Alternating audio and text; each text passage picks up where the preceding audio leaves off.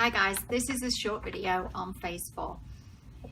But before we start, I just want to congratulate you on doing phase 1, phase 2. We're going to go through the packet, which I'm assuming you may have already had. If not, we'll walk through day 40 to day 44 and then 44 onwards. So, day 40. On day 40, it's going to be the last day you'll take your drops. Everything will stay the same.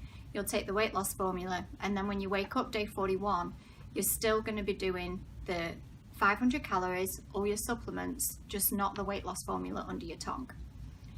When we wake up day 44, that's when the fun starts. We start with all your new calories and all your new foods and working out what foods are going to work best for you. So if we go through the packet, your coach should or will be going through your calories for you. So we'll have our starting numbers, our finishing numbers, and your calorie count moving forward. Okay? On day 44, we're going to step and we're going to call it your weight set point. Your weight set point is the weight you wake up on day 44.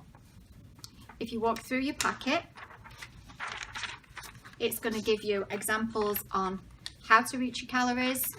You can now have breakfast, so we're going to 3 meals a day, not just 2 meals a day. And you can also snack in between. The most important part of this phase is making sure you truly do get your calories in. A lot of people, women mainly, fall foul of not getting their calories in and setting their calories too low, which means that then when they go on vacation or they have a busy weekend, their body doesn't know what to do with those extra calories. So the best thing we can teach you is get your calories as high as possible and as close as to the calorie count as we give you. Texting format, okay? The texting format is going to change as well. You only text once a week. So you're going to text on day 1 of phase 4, day 7 of phase 4, day 21 of phase 4. And also your BCAs. You're not going to be coming into the office every week. Now that's not to say we don't want to see you, and if you are the type of person that likes the BCAs, you can still come in every week. So, what can you eat? Okay, this is when it gets a little bit interesting and a little bit exciting. Basically, phase 4 is all your healthy fats, dairy, nuts, and all different kinds of protein that you've perhaps not had on your food list before. So we're staying away from your starches, your sugars, and your grains. You're going to go through it. It's going to tell you what you can eat and what you can't eat. And then on the back pages, it's going to give you this chart. So anything that's on the green is now allowed. But what we say to everybody is, just because it's on the green list doesn't mean it's not going to make you gain weight.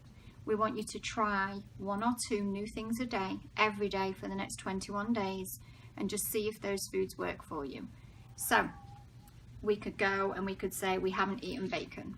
So bacon's one of our new things. It's only deemed a trigger if you gain 1 pound to 1.5 pounds after eating certain things. You're going to fluctuate. Your weight is going to go up, and we don't want you to panic. If you go up by 0.4 or 0.6, we do nothing. The only time we do something is when we go 2 pounds above that weight set point. So collectively, if we get to 2 pounds, we would then do a steak day, an apple day, or a coconut all day. And again, it's your choice. For those of you who haven't done a plateau breaker before, a steak day is you can eat nothing all day, and then you eat steak for dinner with an apple or a tomato. At this point now, it doesn't matter how big your steak is, so you can choose how big you want to make that steak. An apple day is 5 or 6 apples throughout the day and nothing else. The coconut oil, we suggest you would do that with one of those days anyway. So you can either cook with it, drink it, but it's 2 tablespoons of coconut oil. So if it's on here, the green list, you can have it. If it's not been on your food list in phase 2, still deem it as a new food. On the back is going to be your orange list. Your orange list, we always say to people, is a bit like your bottom 6. If something's going to make you gain weight, it's going to be on this list. And also as well, things like dairy, nuts, nut butters, everything has to be deemed an individual item. So just because you're okay with cheddar doesn't mean you're going to be okay with mozzarella. You have to try all cheeses. if you're good with them, then you could have a cheese board. The same with your nuts. Just because you're good with almonds doesn't mean you're good with walnuts, you're good with cashew nuts. Once you've tried all your nuts, you could mix them, you could make your own granola, you could do all those kinds of things, and then you'd be good. And then also nut butters. We always try and say to you, stay away from peanut butter. We don't really want you to have peanut butter. Almond butter or cashew butter is going to be best. Seeds, they're exactly the same. Try all the different kinds of seeds, and then once you know you're good with them, then you can have any of them. The only other thing that we touch on is your hard alcohol. So, can you have alcohol? You can, as long as it's within your calorie count. There's also a list in the packet that tells you what alcohol is best, which is here. Stick to cider instead of beer. If you want to have beer, you can have the gluten-free beer. Wines, try and find an organic wine or a really good, decent dry wine, decent red. Stay away from anything that's got too much sugar in it. Champagne is also good, and things like your hard liquors, vodka, tequila, gin, anything that's not got a sugar or a flavour in it is fine.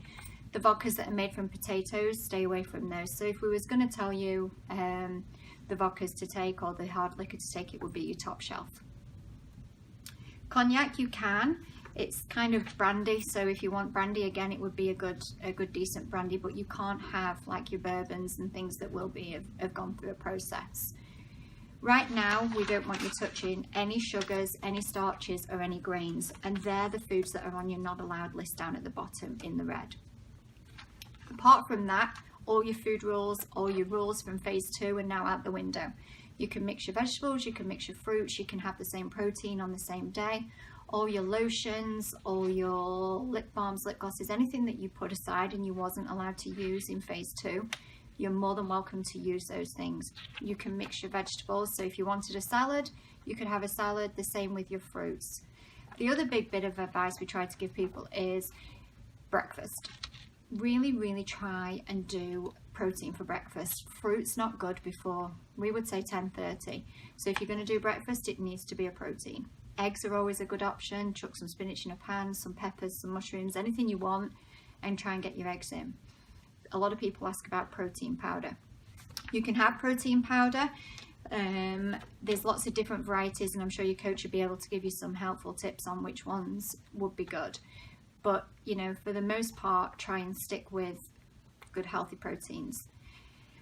That's about it. It's another complicated phase. The other thing that you can do, and I'm sure you've read, is get MyFitnessPal on your phone. It's a really good app for putting in your calories, working out what you've eaten, and also dividing up your fat, your protein, and your carbs.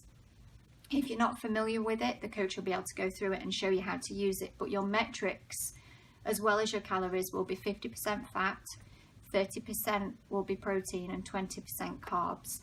But any questions you have, please write them down. When somebody comes into you, we can go over them. And congratulations again, and we'll see you outside.